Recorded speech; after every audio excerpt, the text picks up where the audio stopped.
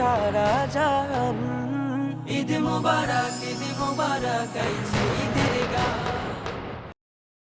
একটি বক্ষ উন্মুক্ত থাক, একটি বক্ষ উন্মুক্ত থাক, যেখানে কাঁদবে একলা সময়, যেখানে একটি অপেক্ষা রেখে নিশ্চিন্তে ঘুমিয়ে যাওয়া যায়। রহমতের নৌকায় একটি চিঠি আসুক, তার আশার আশা নিয়ে ভাসুক একটু মৃগমায়া মেঘ হয়ে। রহমতের নৌকায় একটি চিঠি আসুক, আর তার আশার আশা নিয়ে ভাসুক একটি মৃগমায়া মেঘ হয়ে। তোমরা থেকো না কোথাও, থাকো প্রেমে, যে প্রেম এক জীবনের স্থাপনা। ছেলে খেলার দিনগুলোতে ফানুষের ধর্ম জানিনি বলে কত পথ আমি হারিয়েছিলাম। বলো, আমাকে ডাক দিলেন নবীজি সাল্লাল্লাহু আলাইহি সাল্লাম পথের আলো হয়ে। মুসা নবীর লাঠি আমায় ঋণী করেছে। আমাকে আমি বলবো, আর তোমাকে আমি বলবো সেই ইতিহাস। এসে শুনে যাও, নিও আরও কিছু। যারা আমাকে ভালোবাসো তারা, আর যারা বাসো না তারাও। ঈদ মুবারক। আসসালামু আলাইকুম রহমতুল্লাহ বারকাতুহু। আসসালাতু আসসালামু আলাইকা সাইয়্যিদিয়া রাসূলুল্লাহ। আসসালাতু আসসালামু আলাইকা সাইয়্যিদিয়া হাবিবাল্লাহ। আপনাদেরকে অনেক শুভেচ্ছা জানাচ্ছি আমাদের এই আয়োজন ঈদ আনন্দে।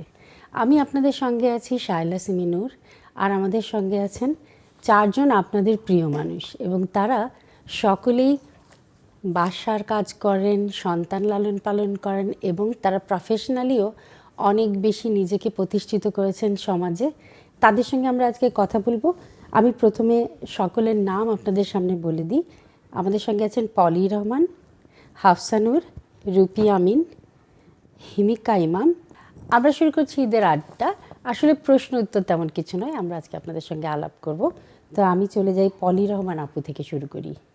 প্রথমেই আমি যেহেতু শেষে এসছেন তাই প্রথমে কোনো অসুবিধা নেই। হ্যাঁ, আপু আমাদেরকে বলেন যে আপনি সাংবাদিকতায় কবে থেকে এলেন, মিডিয়ার সঙ্গে জড়িত হয়েছেন কিভাবে, এবং সংসার সামলে কিভাবে আপনি কাজ করে যাচ্ছেন সবার ভালোবাসায়। সাংবাদিকতায় কবে এসেছি সেটা অনেক বছর হয়ে গেছে, অ্যারাউন্ড 25 ইয়ার্স। আর আপনার বাকি যেটা হচ্ছে মিডিয়ার সাথে বরাবরই আমি ছিলাম, অ্যাক্টিভ ছিলাম। আর তারপর আস্তে আস্তে অবভিয়াসলি সংসারের পাশে আবার ব্যবসা, সব কিছু মিলিয়ে আলহামদুলিল্লাহ ওটা টেনে টেনে চলছি, এখনও আছি এবং থাকবো। এখন কোথায় কাজ করছেন?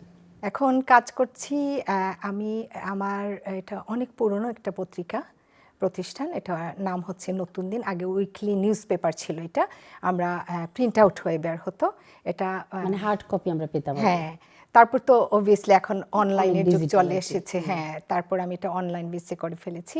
তো বেসিক্যালি আমি এটা নিজেই প্রতিষ্ঠানটি চালিয়ে যাচ্ছি।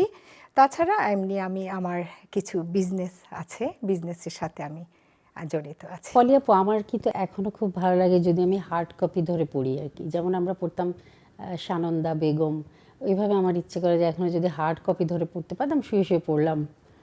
I really enjoy that. I don't know about this generation. না, এখনো আছে, এটা দুই একটা পত্রিকা এখনো পাওয়া যায়, ইংলিশ তো আর পাওয়াই যায়, আমাদের বাংলা পত্রিকা যেটা, বাট এটা আসলে এই আমাদের জেনারেশন পর্যন্তই, এরপর কিন্তু আর এটা এখন ইচ্ছে ওরা চায় না। হ্যাঁ, না, ওরা চায় না, ওরা ওদেরকে তো হ্যাঁ, আমরা যে বাংলা পত্রিকাটা ওদের হাতে তুলে দেবো। এখন তো টেকনিক্যাল যুগ, সবাই বসে বসে টাইম নেই, সময় নেই, তো হাতের কাছে আছে মোবাইল, হ্যাঁ, ইন্টারনেট, সব কিছু পড়ে ফেলতেছে, সব কিছু জেনে ফেলতেছে, এখন পড়ার সময় নেই মানুষের।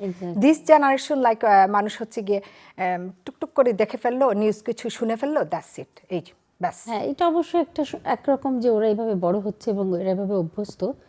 অবশ্য কোয়ালিটি টাইমটাও হয়তো বা ওরা স্পেন্ড করতে পারে, এই জন্য এটার জন্য আমাদের আসলে আরো খাটতে হবে। আমরা অনেকেই কিন্তু খাটছি এই নিয়ে যদি কথা বলি, আমরা মায়েরা, আমরা বাচ্চাদেরকে বাংলার প্রতি মানে একটু খুব ভালো করে যত্ন নিচ্ছি যে যাতে বাংলা শিখে আমাদের মাতৃভাষাটা ধরে রাখে। এটার জন্য আমরা ব্রিটেনে কিন্তু অনেকেই কাজ করে যাচ্ছি। এবারও আমি দেখেছি যে টাওয়ার হ্যামলেটস, বিশেষ করে টাওয়ার হ্যামলেটস কাউন্সিলে বিভিন্ন জায়গায় বাংলা শিক্ষা কর্মসূচি রয়েছে, ওটা নিয়ে আমরা নিউজ করেছি। ইনশাআল্লাহ আমার বিশ্বাস আমাদের নেক্সট জেনারেশনের যারা বড় হবে আমাদের মাতৃভাষাকে ওরাও ধরে রাখবে।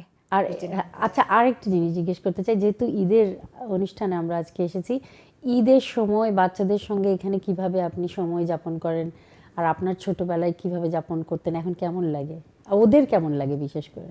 আচ্ছা, আমি আমার ছোট্টবেলার কথায় যদি চলে যাই, ছোট্ট করে বলি, কারণ অনেকেই আছেন এখানে, সবাই সবার কথা বলবে। তো ছোট্টবেলা আমার যে ঈদ ছিল, আমার অনেক আনন্দের ঈদ ছিল। তো অবভিয়াসলি বাংলাদেশে আমি ছোটবেলা যখন ঈদ করেছি, আমার ঈদের জামা কেউ দেখতে পারবে না, এটা আপনাদের সবারই হয়েছে। ঈদের জুতাটাও কেউ দেখতে, কিন্তু নিজের রাতের বেলা 2 রাত ঘুমাই না, শুধু কতক্ষণ পরপর, ঘন্টা খানেক পরপর উঠেই একবার লাইট জেলে একটু জুতাটা দেখি, তারপর জামাটা দেখি, আবার জুতাটা পরে বিছানার মধ্যে হাঁটাহাঁটিও করেছি যাতে মাটিতে জুতাটা নষ্ট না হয়। তো এরকম একটা মজার আনন্দের। আচ্ছা, এই প্রশ্নটা সবার কাছে যাওয়া উচিত আসলে। আমি হাফসাবকে জিজ্ঞেস করি, আপু আপনার ছেলেবেলার কোনো রকম যদি স্মৃতি থাকে, যে পজেসিভনেসের কথা উনি বললেন, সেরকম স্মৃতি থাকলে আমাদের সঙ্গে। হ্যাঁ, অবশ্যই আছে। যে ছোটবেলা, যদিও ছোটবেলা বাংলাদেশে আমার তেমন কাটানো হয়নি, কিন্তু যতটুকু মনে আছে যে আমাদের ঈদের জামা কাপড় কিন্তু অন দ্য ডে, মানে আগের দিন রাতে, চাঁদ রাতে গিয়ে কিনা হতো, যাতে আশেপাশে কেউ আমাদের জামা না দেখতে পারে। তো এইটা একটা থাকতো, মজা লাগতো। বাট যখন আমরা লন্ডন চলে আসি, বয়স তখন 9 বছরের কাছাকাছি এরকম আমি আসছি, তখন কিন্তু এই দেশে আসার পরে ওই ঈদের ইমেজটা ছিল না। কারণ এখানে বাঙালি, আমরা যে এরিয়াতে ছিলাম বাঙালি কম, তারপরে ওই রকম জামা কাপড় যে বাংলাদেশের সেলা কামিজ পরতাম বা করতাম, ওই রকম জামা কাপড় ছিল না। তো তখন মিস করতাম। রান্নাবান্না ঠিকই হতো, কিন্তু জামা কাপড় কেনা লাগতো, যেমন ড্রেস বা ওয়েস্টার্ন ক্লোথস, তো ওইগুলো কেনা হতো। বাট তারপর ভাই বোন আমরা অনেক আছি, তো তাদের সাথে সময় কাটানো, আত্মীয় স্বজনের বাসায় বা পাড়া বেড়ানো, এগুলো হতো না। তো ওইগুলো মিস করতাম বাংলাদেশের। আচ্ছা, আমি একই প্রশ্নে একটু রুপি আমিন আপুর কাছে চলে যাই। আপু, উনি যেমন বললেন যে আমরা একটা জীবন যাপন করে এসেছি, মনে করেন প্রবাস জীবন পুরোপুরি একটা চ্যাপ্টারকে ক্লোজ করেন, opening a new chapter for our life. তো এইখানে আসার পরে আপনি আপনার বাচ্চাদের সঙ্গে আপনি ঈদ কেমন কাটাচ্ছেন? আসলে আমি যখন এখানে আসি তখন আমার বাচ্চারা ছিল না, ওরা অনেক পরে হয়েছে। যেহেতু আমি এখানে টেলিভিশনে কাজের সুবাদেই শুরু থেকে আছি, আমার বলতে গেলে প্রতিটা ঈদই আমার চ্যানেলের কলিগদের সাথেই কেটেছে। তো দেখা যেত যে আমরা সবাই খাবার দাবার নিয়ে অফিসে আসছি, সবাই খাচ্ছি, তারপরে বিকেলের দিকে হয়তো বাসায় গেলে পরে আত্মীয় স্বজন বন্ধু বান্ধব তাদের বাসাতে বেড়াতে যেতাম।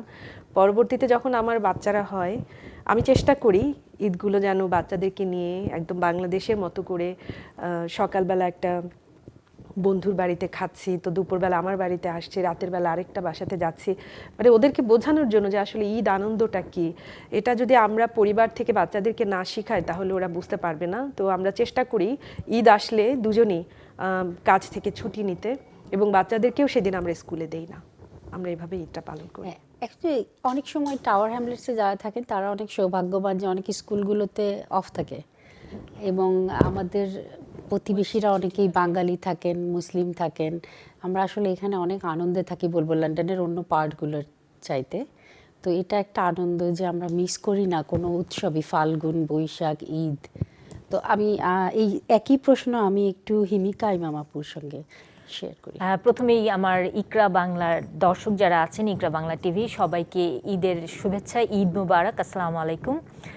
ধন্যবাদ আমাকে এরকম একটা অনুষ্ঠানে ডাকবার জন্য। আমার ঈদটা মোটামুটি, আসলে আমাদের অভ্যাস হচ্ছে গিয়ে মানে সাংবাদিকতা পেশায় থাকবার কারণে বেশ মোটামুটি বহু বছর, 20-22 তো হবেই, পলি যেমন বললো। তো সেকেন্ড হোম না, ওইটা আসলে আমি যেহেতু আমি ঢাকার মানুষ, আমার ঢাকার বাইরে কোথাও যেতে হতো না, তো সব সময় ঈদের সময় আমার মানে ব্যস্ত থাকতে হতো। হ্যাঁ, আমি নিউজ করতে হতো, মানে আমি তো নিউজ চ্যানেলে ছিলাম, তো সকাল 7টা থেকে শুরু হতো নিউজ, দেখা যেত 3টা-4টা পর্যন্ত টানা নিউজ করে যেতে হচ্ছে। তো আমার ঈদের সকালটা কাটতো মোটামুটি অফিসে, হ্যাঁ অফিস, বাড়ির বাইরে আসলে, হ্যাঁ। আবার হয়তো বা কখনো সান্ধ্যকালীন যে নিউজগুলো হতো ওইটাও করতে হতো। তো আসলে ঈদ আমার অফিসে কেটেছে সারা জীবনই, এখন একটু রিল্যাক্স, কিন্তু আজকে আবার এইখানে আসতে পেরে তো কলিগদের পেয়েছি, ভালো লাগছে। এটা আরেকটা বিষয়। এই রুপি আপার মতোই সবসময় দেশে অফিসে ঈদ কেমন খাবার লাগে? দাবার আসলে এই দেশে আমরা যেহেতু বাঙালি অধ্যুষিত এলাকা টাওয়ার হ্যামলেটসে থাকি, মানে আলাদা করে মনে হয় না যে আমি আমি আমার দেশে নেই। বিদেশে থাকি, সকালে উঠে মস্কে চলে আসি, ইসলামের মস্কে পুরো ফ্যামিলি সহ নামাজ পড়ি, নামাজ পড়ে সবার সাথে দেখা হয়, এটা তো মানে মনে হয় না যে আমি আমার দেশে নেই। তো খুব মজা লাগে, হয়তো বা সেই দিনও কেনাকাটা করি, নিচে অনেক মিষ্টি যদিও বাসায় অনেক রান্না থাকে, কিন্তু আসলে বাচ্চাদেরকে শিখাই যে কালচারটা দেখো, যে মানে ঈদ একটা মানে সবাই মিলে আনন্দ ভাগাভাগি করে থাকবার একটা বিষয়। তো এরপরে হয়তো বা বেসিক্যালি আমি একটু চালাকি করে সেদিন আমি কাউকে দাওয়াত করি না, আমি দাওয়াত খেতে যাই। তো যেহেতু তার আগের দিন প্রচুর রান্না বাড়া হয়, তো ফ্রেন্ডের বাসায় গিয়ে দেখা সাক্ষাৎ করি, সবার খাওয়া দাওয়া করি, তারপরের দিন আবার আমি আমার বাসায় সবাইকে আপনার এই দাওয়াত চালাকিটা করি। আমিও করি। আমি আমার বড় বোনের বাসায় চলে যাই বা বন্ধুদের বাসায়, কিন্তু আসলে এখন বেশি করা যাচ্ছে না এই চালাকিটা, কারণ এখন আমার হাজবেন্ড, আমার ছেলে ওরা চায় যে কিছু মজার মজার খাবে, আমার হাতের রান্না খাবে, তো একটু বেশি চালাকি এখন আমি আর করা যাচ্ছে না। রান্না বাড়া তো হয়, কিন্তু ওই যে দেখাশোনা মনে হয় যে না একটু ওই দিনটা একটু বেড়াই, সবার একটু অল্প অল্প করে, মানে অল্প সময় করে থাকি সবার বাসায়, 4-5টা বাসায় মোটামুটি বেড়াই আর কি। আমার এই জিনিসটা হয় যে আমার পুরো ফ্যামিলি এখানে, আমরা 5 বোন 3 ভাই, তো বিগ ফ্যামিলি। তো দেখা যায় যে আমাদের যে কোনো একজনের বাসায় দুপুরে খাওয়া হয়, পরে যার যার মতো যার যার বন্ধু বান্ধব যাদের বাসায় যাওয়ার ইচ্ছা থাকে যাওয়া হয়। আর আব্বা আম্মা যখন বেঁচে ছিলেন তখন কিন্তু আব্বা আম্মার বাসায় আমরা সবাই গেট টুগেদার হওয়া হইতো। তো এখন এই জিনিসটা একটু কমে গেছে, কারণ সবাই যার বাচ্চারা বড় হয়ে গেছে, তাদের বন্ধু বান্ধব নিয়ে তারা যেতে চায়, তাদের সাথে মিশতে চায়, তখন আমরা কোথায় যাব? তো আমরা ওই হয়তো আমার বোনের বাসায় গেলাম, নামাজ পড়তে গেলাম, নামাজ পড়ে যে কোনো একটা বোনের বাসায় গিয়ে পরে সন্ধ্যার দিকে আবার সবাই মিলে, এখন যেটা ট্রেন্ড বের হয়েছে এই দেশে, সবাই মিলে রেস্টুরেন্টে গিয়ে খাওয়া। হ্যাঁ, এটা বাংলাদেশেও রেস্টুরেন্টে বাট খেতে এই দেশে মানুষ কিন্তু খুব ছিল না পছন্দ আগে, করে। এই দেশে কিন্তু আগে এরকম ছিল না যে সবাই কিন্তু আত্মীয় স্বজন বাসায় যাওয়া, কিন্তু এখন দেখা গেছে আত্মীয় স্বজন সবাই মিলে সন্ধ্যা থেকে রেস্টুরেন্টে এই বিষয়টার একটা নিয়ে একটা ছোট্ট কথা বলি, যে এই কারণটা যে রেস্টুরেন্টে বেশি খাওয়ার যে প্রবণতা আমাদের আধুনিক সমাজের, এটার কারণ হচ্ছে মহিলারা যেহেতু এখন বাসা বাড়িতে থাকেন না, শুধু তাদের একটা পেশা জীবনও আছে। তো পেশাভিত্তিক জীবন যারা যাপন করেন তারা অনেক সময় একটু রিল্যাক্সেশন চান, যে ঠিক আছে আজকে আমি বাসায় রান্না করবো না। এইটা একটা সামান্য কারণ বা ছোট্ট কারণ যে এখন অনেক বেশি পরিবারগুলো রেস্টুরেন্টে খেতে পছন্দ করে। তা কিন্তু বাসায় মায়ের হাতের রান্নার বিষয়টাই আলাদা। আর বাসার যে অভিভাবক, তার একটা গাইডেন্সের রান্না হওয়া, ঈদের দিন এবং খাওয়া, সেই আনন্দটা আসলে একটা অন্যরকম ব্যাপার। যাই হোক, আমি আমাদের প্রফেশনাল জীবনের কথাতে একটু যাব, যে কিভাবে আমরা সামলে নিই মেয়েরা, বিশেষ করে নারীরা যারা বেশ বড় পরিবারের অংশ, তারা কিভাবে সামলে নিচ্ছেন নিজের পেশা জীবন, এবং ঘরেও তারা কিভাবে নিজেকে প্রতিষ্ঠিত করছেন একটা অভিভাবক হিসেবে। তো সেই অধ্যায়ে যাবার আগে আমি একটা জিনিস আপনাদেরকে বলতে চাই, একটা কথা, যে ন্যায় নীতি সৌহার্দ্যের জীবন সকল সময় আপনাকে ঈদের আনন্দ দেবে আপনার অন্তরে। আপনি যদি ন্যায়বান মানুষ হন, সত্যবাদী মানুষ হন, নীতিবান মানুষ হন, তাহলে আপনার সন্তানরা আপনাকে অনেক বেশি শ্রদ্ধা করবে, সমাজ আপনাকে শ্রদ্ধা করবে। এটা অর্থনৈতিক অবস্থার সাথে একেবারে সম্পৃক্ত না।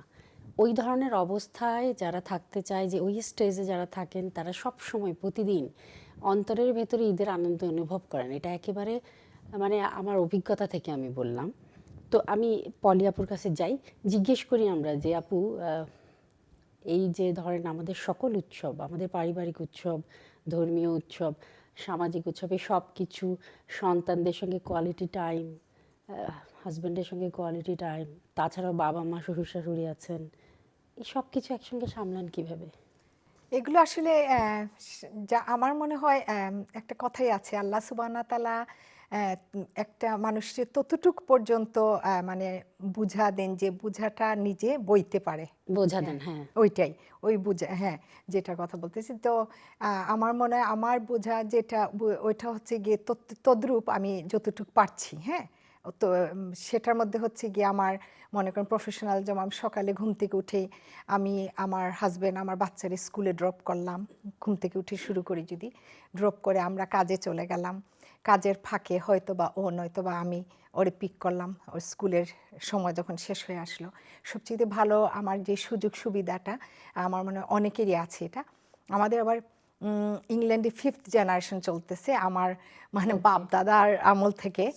so many people. ইয়েস, আমার মানে বিশাল বড় একটা গোষ্ঠী আছে That's এখানে। really good. আমার দাদু That's a এবং আমার pleasure. নানু পরিবার, তো ফুপুরা বলেন, চাচা মামা খালা সবাই এখানে। তো সেক্ষেত্রে আমরা ভাই বোনও সবাই এখানে। তা আমার বোনরা ভাইরাও পাশাপাশি থাকে, যার কারণে আমার বাচ্চাকে অনেক সময় আছে আমি অনেক জায়গায় ওদের কাছে রেখে যেতে পারি, অথবা ওরা আমার কাছে আমার বাসায় আসে, এরকমই হয়ে যায় আমাদের, কোনো সমস্যা হয় না।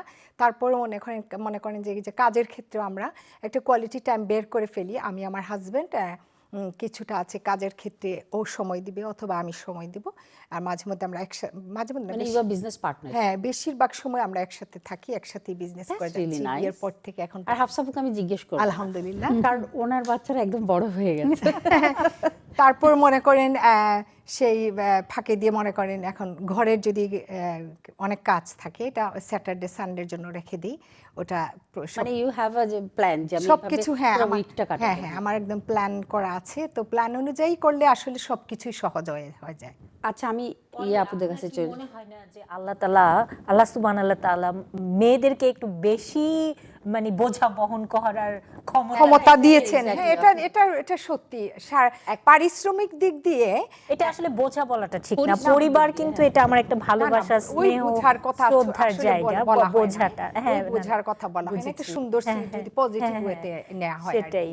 আর ডিফারেন্ট লাইক আমরা পজিটিভ নেগেটিভ কিভাবে নিচ্ছি, এটাকে আমরা পুরোপুরি পজিটিভ হিমিকা আপুর কথাটাতে আমি একটা কথা বলি যে সমস্ত সমাজেই মেয়েদেরকে একটু দমিয়ে রাখার যে একটা প্রচেষ্টা সবসময় ছিল, সেটা ইউরোপীয় সমাজ অথবা এশীয় সমাজ সব জায়গাতেই ছিল। এটার একটা বড় কারণ হচ্ছে মেয়েরা অনেক বেশি কেপেবল। ওরা যদি গেট আউট হয়, ওরা যদি সব কিছু করা শুরু করে, সব জায়গায় যাওয়া শুরু করে, অনেক পরিশ্রমী, আমাদের মেয়েদের মধ্যে মাল্টিটাস্ক আল্লাহ সুবহানাহু ওয়া তাআলা দিয়ে দিয়েছেন। মাশাআল্লাহ, ইটস রিয়েলি ট্রু। তখন আবার মানে ছেলেরা আবার একটু পিছিয়ে যেতে পারে। অনেক জায়গায় ছেলেদের ভয় আছে। না, আমরা এই বিষয়টা নিয়ে হাফসাপা কথা না বলি, কারণ এখানে কোনো ছেলে মানুষ নেই, তো নারীদের পক্ষপাতিত্ব হয়ে যাবে। এটা মনে হয় না করাটা আমরা কোনো কথা বলতে চাই না, কারণ পুরো পৃথিবীটাই আল্লাহ পাক যাকে যেখানে যে কারণে সৃষ্টি করেছেন তাকে সেখানে প্রয়োজন। সুতরাং পুরুষ না, কিন্তু এটাও ডিটারমাইন হতে হবে, অর্ধেক নারী মানে যা হচ্ছে তার অর্ধেকই নারী করছেন, অর্ধেক নর করছেন, কিন্তু আসলে একনলেজমেন্টটা আমার আসলে এই ক্ষেত্রে আমি একদম ইকুয়াল। আমার হাজবেন্ড আর আমরা দুইজন পার্টনার। আমরা ব্যবসার ক্ষেত্রে, ঘরের ক্ষেত্রে, বাচ্চাদের ক্ষেত্রে সব অবশ্যই আপনি আমরা 50-50। দ্যাটস রিয়েলি ট্রু যে আমরা অনেক সাপোর্ট আমাদের বাবাদের থেকে, ভাইদের থেকে, স্বামীদের থেকে পাই বলে আজকে আমরা আপনাদের সামনে এখানে একটা টেলিভিশনে বসে কথা বলতে পারছি। এবং সত্যি কথা বলতে যেই পিস অফ মাইন্ড এবং বাসায় হেল্পিং হ্যান্ড তারা যদি না থাকতেন, তাহলে আমরা অবশ্যই আজকে আপনাদের সামনে এইভাবে এসে কথা বলতে পারতাম না। আর যারা পারছেন না, চাইছেন যে সমাজে প্রতিষ্ঠিত হবেন, অবশ্যই তাদের জন্য অনেক আমাদের দোয়া এবং ভালোবাসা থাকলো। যে স্ট্রাগল সবসময় করতে হয়, সেটা যদি নারীর পুরুষের সঙ্গে করতে হয় তা না, একজন এমপ্লয়ের অফিসে করতে হয়, একজন ছাত্রের ইউনিভার্সিটিতে করতে হয় অথবা স্কুলে করতে হয়। তো স্ট্রাগলটার দোষটা আসলে পুরোপুরি একটা পুরুষের ঘাড়ে দিয়ে কোনো দরকার নেই এই জিনিসটার। আসলে it is your own struggle, either you are man or women, and you have to go through it. Because পৃথিবীতে আদম আলাইহিস সালাম যখন এসেছিলেন তখন থেকেই আমরা স্ট্রাগলের মধ্যে দিয়েই পৃথিবীর জীবনটা যাপন করি। আচ্ছা, আমি একটু হিমিকা আপুর কাছে চলে যাই। আমরা একটু আপনার সঙ্গেও কথা বলি। আমরা তো সবাই কথা বললাম, আপনি তো চুপ। আচ্ছা, কি নিয়ে বলবো?